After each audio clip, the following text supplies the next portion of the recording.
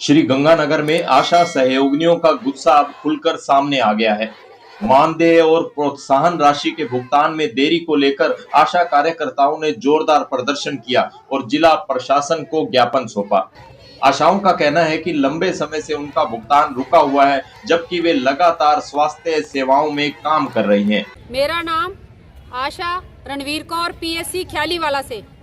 हमें 5 माह से ना तो मानदेय मिला है और ना ही क्लेम के पैसे आ रहे हैं। जिन बहनों के पति नहीं है, बच्चे छोटे हैं, तो वो अपना घर खर्चा कैसे चलाए? सरकार तो कह रही है हमारा ऑनलाइन ये काम पूरा करो, वो करो, तो काम के बदले में दाम भी तो चाहिए। घर खर्चा कैसे चलाएं? हम सभी आशा बहनों का शोषण हो रहा है, बहुत ज्यादा शोषण हो रहा है।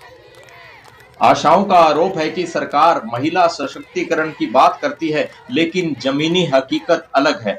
उनका कहना है कि जब तक वे आवाज नहीं उठाती तब तक उनका भुगतान भी नहीं किया जाता। हम कुछ हल्ला गुल्ला करते हैं तो हमारे पैसे आते हैं, वरना तो नहीं। आशा सहयोगिनियों ने चेतावनी दी है कि अगर जल्द उनकी मांगे पूरी नहीं हुई तो आंदोलन को और उग्र किया जाएगा।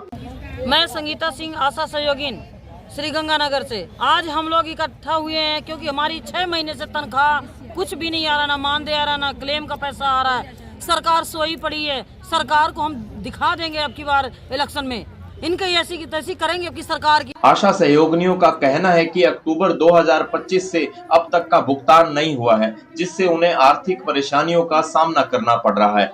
उन्होंने बताया कि वे लगातार नेशनल हेल्थ मिशन के अंतर्गत काम कर रही हैं, लेकिन इसके बावजूद समय पर मानदेय और प्रोत्साहन राशि नहीं मिल रही। लंबे समय से आशा सहयोगिनियां अपने हक के लिए सड़कों पर उतरकर लड़ाई लड़ रही है, लेकिन सवाल यह है कि अपने हक को पाने के लिए उन्हें कब तक संघर्ष करना पड़ेगा। उनका कहना है कि सरकार महिला उत्थान की बात करती है, लेकिन धरातल पर सच्चाई यह है कि महिलाओं का शोषण हो रहा है। क्या मोदी सरकार आई है, क्या राजस्थान डबल इंजन की सरकार क्या कर दिया महिलाओं के लिए? फिर अपनी तरफदारी करता है कि हम नारी शक्ति को बड़ा उत्थान कर रखें, कुछ नहीं नारियों को दिया। हमेशा हर जगह शोषण किया जा रहा है। एक आशा सहयोगिनी ने कहा कि हम मजबूर होकर सरकार को जगाने के लिए इकट्ठा हुए हैं। बिना रोए तो माँ भी बच्चे को दूध नहीं पिलाती।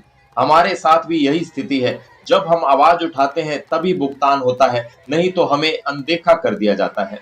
हम मजबूर होके आई हैं, उन बहनों के साथ खड़ी हैं जिनका घर खर्चा चलाने के लिए उनके घर में पति नहीं है, जिनका घर खर्चा चलता ही इन पैसों से था।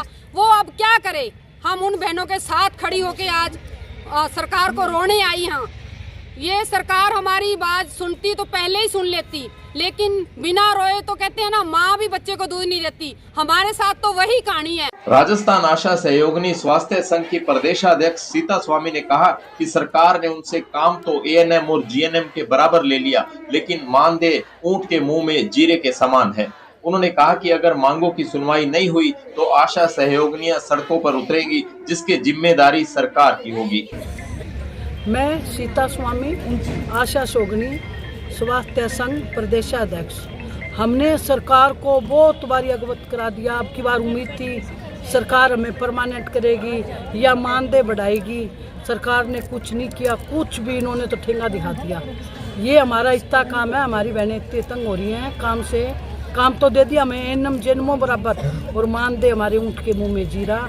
आज मेरी बहनें बिल्कुल तंग हैं। आज हम ज्ञापन दे रहे हैं और इस ज्ञापन की सुनाई नहीं हुई तो पूरे राजस्थान में एकता करके हम सड़कों पे उतरेंगे। वो सरकार जिम्मेवार। सीएमएचओ कार्यालय में जब सारी आशाओं को अंदर नहीं जाने दिया गया तो वहां माहौल थोड़ा गर्म हो गया और आशाओं की पुलिस से हल्की झड़प भी हुई। इसके बाद डॉक्टर अजय सिंगला को बाहर आकर आशाओं की बात सुननी पड़ी। सीता स्वामी ने कहा कि हमारी समस्याओं का निस्तारण जल्द नहीं किया गया तो 1 मार्च से उग्र आंदोलन किया जाएगा। वहीं इस पूरे मामले पर सीएमएचओ का कहना है कि आशा सहयोगिनियों की मांगों को उच्च अधिकारियों तक पहुंचाया गया है और जल्द समाधान निकालने का प्रयास किया जा रहा है।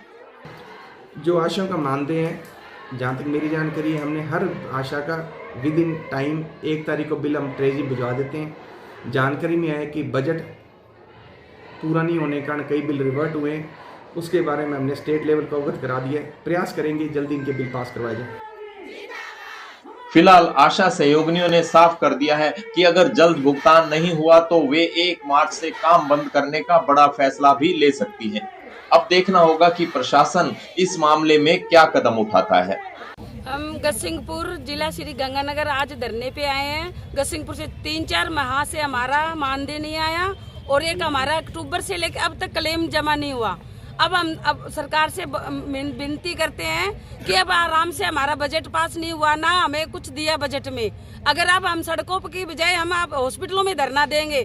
मैं ममता खुराना पुरानी बादी वार्ड नंबर 8 से 4 महीनों का इंसेंटिव नहीं दिया गवर्नमेंट ने। 4 महीनों के बाद 200 रुपया दे दिया। अब जो अधिकारी ये कहते हैं कि डेली बेस पे पैसा आएगा, अगर उन्हीं की सैलरी जिनकी लाख है, 10,000 है, 20,000 है, उनको भी 200 रुपया डाले तो उनका घर खर्च चल जाएगा।